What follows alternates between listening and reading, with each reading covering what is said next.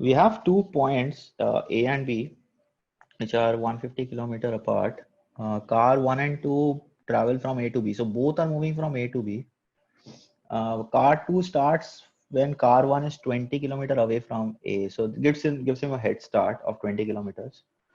Now each car travels at a speed of 100 kilometer per hour for the first 50 kilometer, 50 kilometer per hour for the next 50 kilometer, and 25 kilometer per hour for the last 50 kilometer.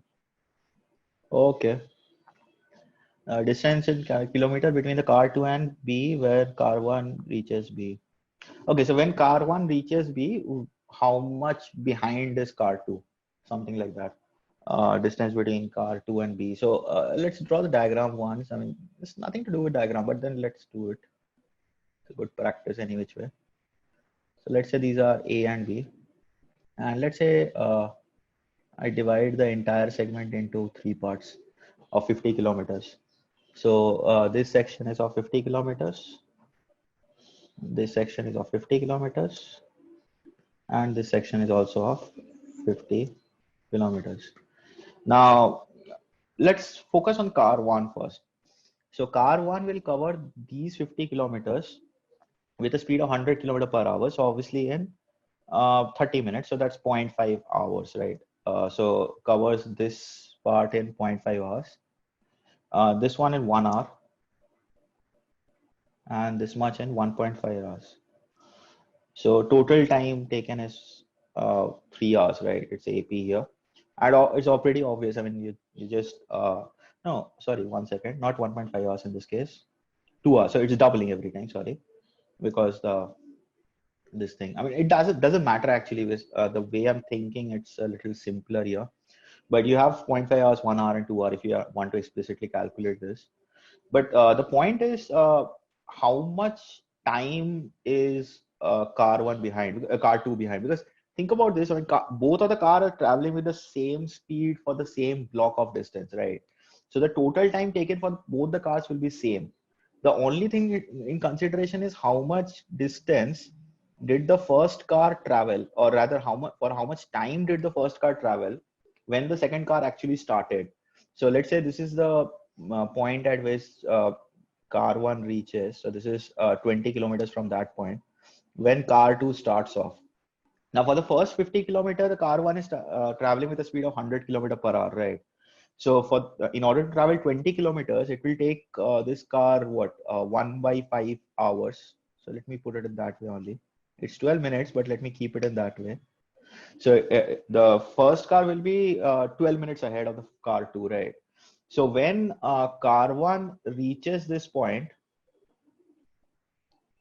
it will be 12 minutes after that, so 1/5 of an hour, after which car 2 will also reach this point, right?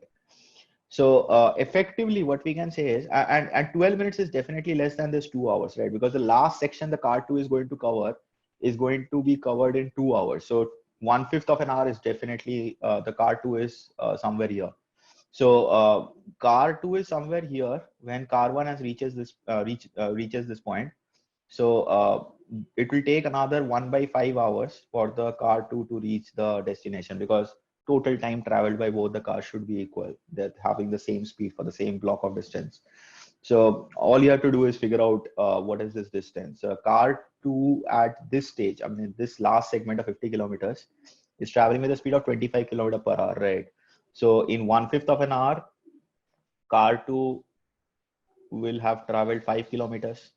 So effectively, if the car 2 is supposed to reach the endpoint in another 1/5 of an hour or 12 minutes, it means that car 2 should be 5 kilometers behind point B. This is the point B here. So car 2 should be 5 kilometers behind point B when car 1 reaches the destination. And that is what we are looking for. So the answer is 5. Pretty straightforward question. Just that if you understand this relationship quickly, then just can play around with this 12 minutes. If there's a 12-minute lead here, there will be a 12-minute lead there also.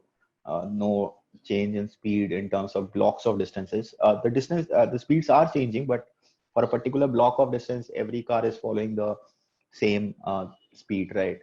So it really doesn't make any difference. The total time taken would be same for both the cars.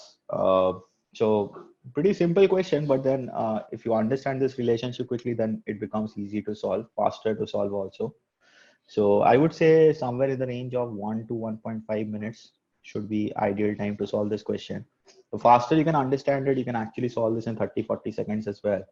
But 1 to 1.5 minutes is fair enough time for this question. Um, I would say round one or round two. Choose it according to your comfortability.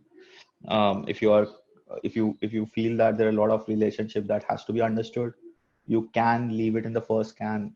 Don't leave it. I mean, mark it for review and move to the next question. Or if you want, you can solve it in the first round also. So that is absolutely fine, your choice. So that's it for this question. Nothing more to explain. Hope this was understood. Thank you.